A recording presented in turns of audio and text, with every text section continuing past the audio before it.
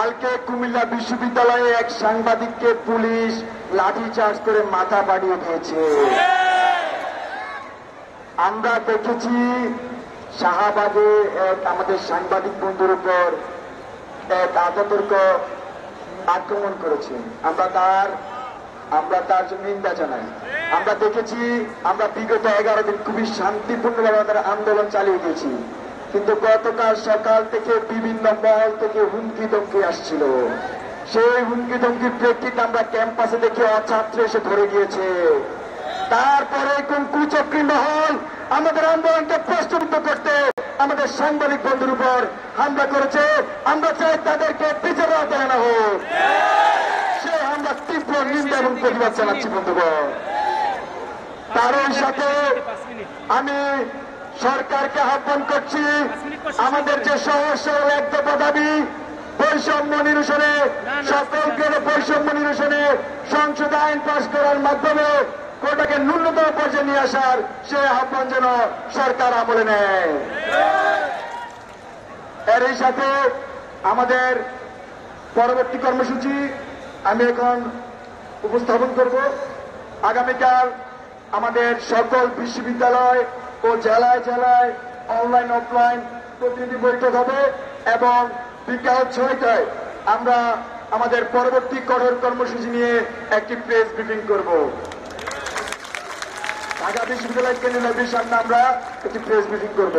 এই বাধা দিয়ে আন্দোলন, হামলা করে আন্দোলন, ভয় দেখিয়ে আন্দোলন, বাধা দিলে বাধা দিলে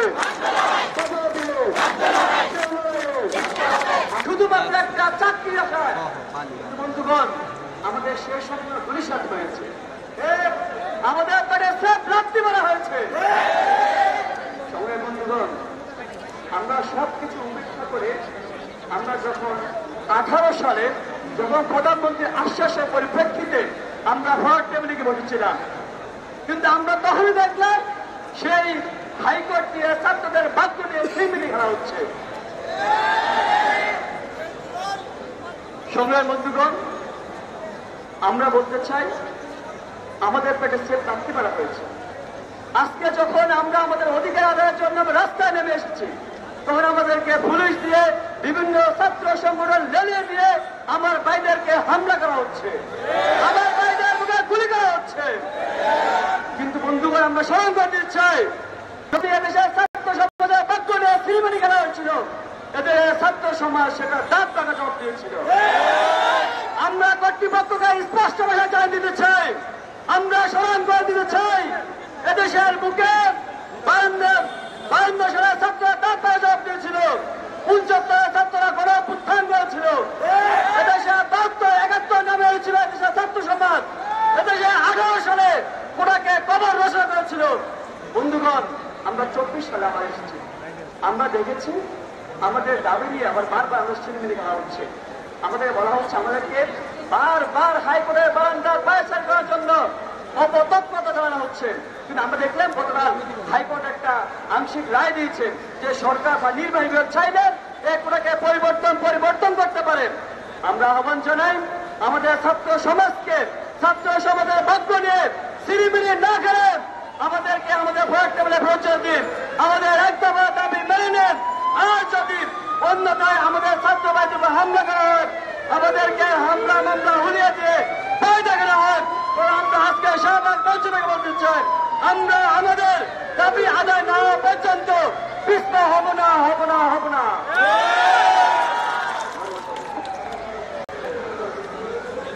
এ পর্যায়ে আমাদের সামনে বক্তব্য রাখবেন বৈষম্য বিরোধী ছাত্র আন্দোলনের অন্যতম সমন্বয়ক মাহিন।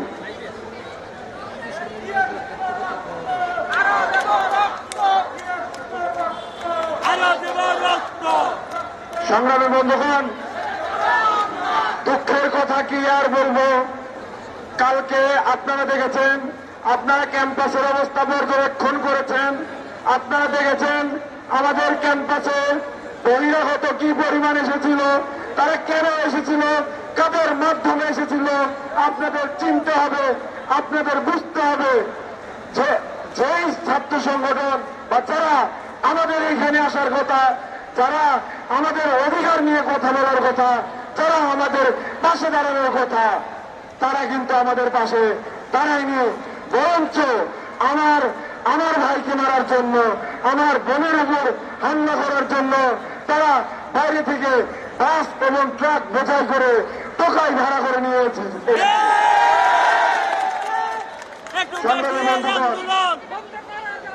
বাংলাদেশ রাষ্ট্র আমাদের সেই আবেগ নিয়ে ফুটবলের মতো খেলছে। একবার লাথি দিয়ে সংসদ থেকে হাইকোর্ট, আবার হাইকোর্ট থেকে সংসদ, এভাবে আমাদের আবেগ, আমাদের আকাঙ্ক্ষাকে ভেঙে দেওয়া হচ্ছে। রবি ঠাকুর বলেছেন, মানুষের উপর বিশ্বাস হারানো পাপ। আমার বিভাগের সম্মানিত অগ্রজ, আমার বাংলাদেশের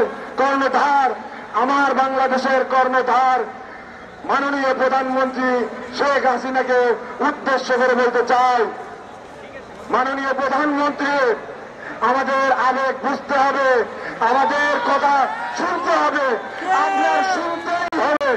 আমরা রাজপথে এসেছি আপনার পর্যন্ত আমাদের বক্তব্যকে পৌঁছে দেওয়ার জন্য। যদি সংসদে আইন পাশ করা না হয়, তার আগে আমরা রাজপথ ছাড়ছি না।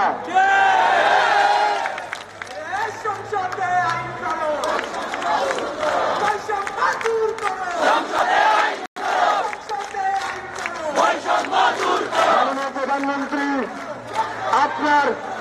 আপনার ছবি ব্যবহারকারী, আপনার নাম ভাঙানো ছাত্র সংগঠন যদি আমাদের উপরে বারবার এরকম বাধা দেওয়ার চেষ্টা করে, তাহলে কিন্তু ফলাফল ভালো হবে না। আমাদের এই সামনে যারা দাঁড়িয়ে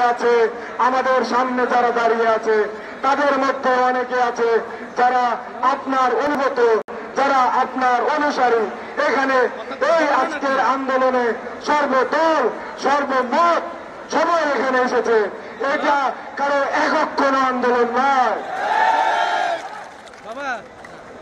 মাননীয় প্রধানমন্ত্রী যদি আমার পেটে কেউ লাথি মারে, তবে আমি কিন্তু বসে থাকবো না, আমি আমার অস্তিত্বের জানান অবশ্যই দেব। মাননীয় প্রধানমন্ত্রী, আমাদের দাবি কিন্তু এখন এক দফায়, অত জটিলতা নেই। আমরা শর্ত দিয়েছি 5%কে ডেডলাইন রেখে আপনি সংসদে আইন পাশ করবেন। আপনি জানেন সংসদে নারী আসন আছে 50টি সংরক্ষিত নারী আসন, সেটার জন্য কিন্তু আপনার আইন করতে হয়েছে। সেই রকম স্থায়ী আইন আপনি করে দেবেন, তারপর আমরা মাঠ ছাড়বো। তার আগে কিন্তু আমরা মাঠ ছেড়ে যাব না। মাননীয় প্রধানমন্ত্রী, আপনি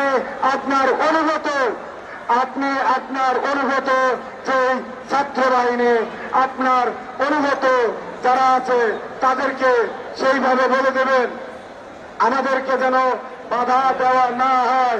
আমাদের প্রশাসনকে বলে দেবেন, আমার ভাইয়ের রক্ত যদি আর একবার ঝরে, তাহলে কিন্তু ওই সংসদের দিকে আমি রক্তচক্ষু নিয়ে তাকাবো।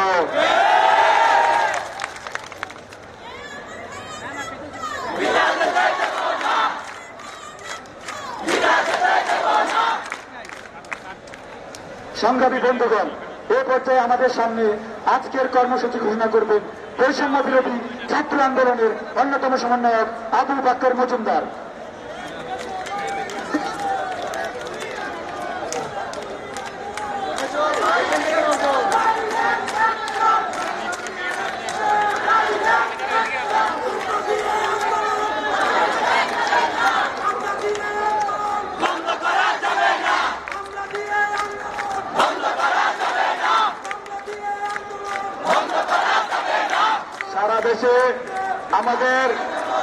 সারা দেশে আমাদের গতকালকের কর্মসূচি বাংলা ব্লকেট, সেখানের হামলার প্রতিবাদ এবং নিন্দা জানিয়ে আমি আমার আজকের বক্তব্য শুরু করছি।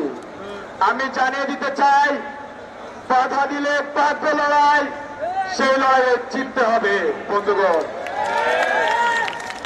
আমরা দেখেছি গতকাল আমাদের শান্তিপূর্ণ আন্দোলনে বাংলা পরেডে সারা দেশের বিভিন্ন জায়গায় পুলিশ শিক্ষার্থীদের উপর হামলা করেছে। আমরা দেখি কুমিল্লায় আমার ভাইদের রক্তাক্ত হয়েছে,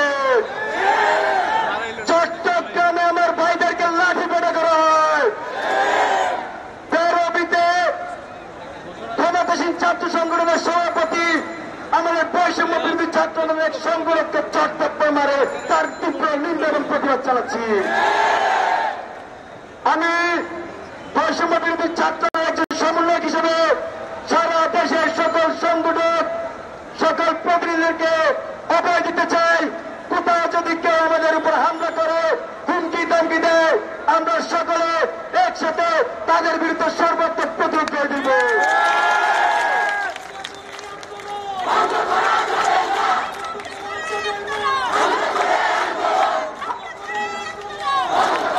খুবই দুঃখের বিষয় বন্ধুগণ, খুবই দুঃখের বিষয়। কালকে কুমিল্লা বিশ্ববিদ্যালয়ে এক সাংবাদিককে পুলিশ লাঠিচার্জ করে মাথা বাড়িয়ে দিয়েছে।